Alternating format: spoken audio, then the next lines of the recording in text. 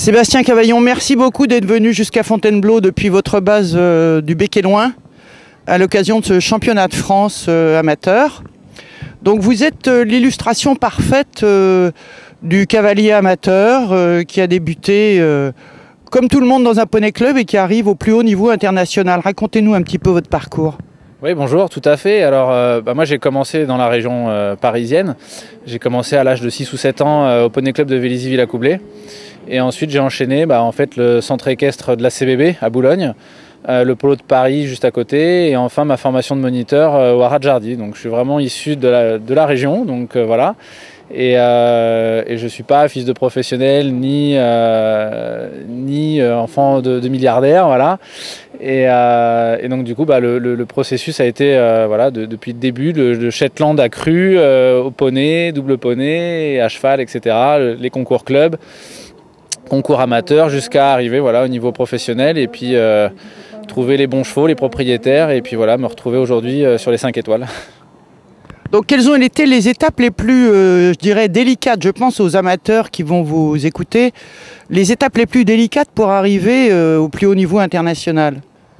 Les étapes les plus délicates, c'est d'arriver à s'entourer des bonnes personnes, j'ai envie de dire, pour avoir la bonne formation, pour monter correctement, et puis gravir les échelons progressivement sans brûler les étapes. Je pense qu'aujourd'hui on a vite envie d'aller vite haut, et je pense que c'est une mauvaise idée. Je pense qu'il faut arriver à avoir des bases solides pour monter correctement, que ce ne soit pas dangereux. On parle de sécurité en ce moment, et je pense que le travail il est à la base et dans la formation des chevaux et des cavaliers.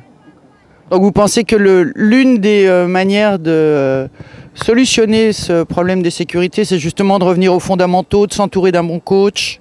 Oui, tout à fait, d'avoir un coach. Je pense qu'on voit trop d'amateurs aujourd'hui se débrouiller seuls, alors pour des raisons diverses, mais c'est vrai que je trouve ça pas bien en termes de sécurité, et vraiment accentuer le travail de formation à la base, dans les écuries, dans les centres équestres, dans les écuries de propriétaires, etc.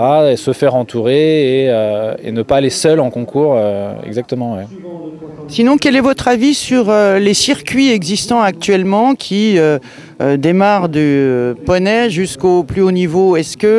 Alors, on a la chance en France d'avoir de très bons circuits, alors que ce soit pour les chevaux sur le circuit SHF et les circuits fédéraux sur les circuits club amateurs, enfin les poneys club et amateurs. Maintenant, je pense que pour améliorer cette sécurité, il suffirait peut-être non, c'est pas suffire, mais il faudrait peut-être durcir un petit peu les qualifications. Aujourd'hui, je pense qu'on peut monter trop vite de niveau sans qualification aucune. Et je vais me faire taper sur les doigts, mais il y a beaucoup de gens qui aiment pouvoir aller sur des épreuves plus importantes. Mais je pense qu'aujourd'hui, par rapport à l'image qu'on doit donner avec notre sport, il faut absolument durcir les qualifications. Ouais.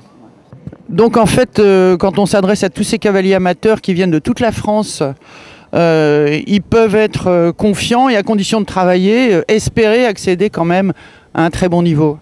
J'en suis la preuve, j'ai envie de dire. Donc oui, on peut y arriver. Alors non sans mal, mais avec de la persévérance et du travail, on peut y arriver. Ouais. Alors un petit mot sur votre actualité, sur vos chevaux? Les chevaux étaient en vacances jusque-là. On a eu une très bonne saison cette année avec les 5 étoiles de badminton et de Burghley.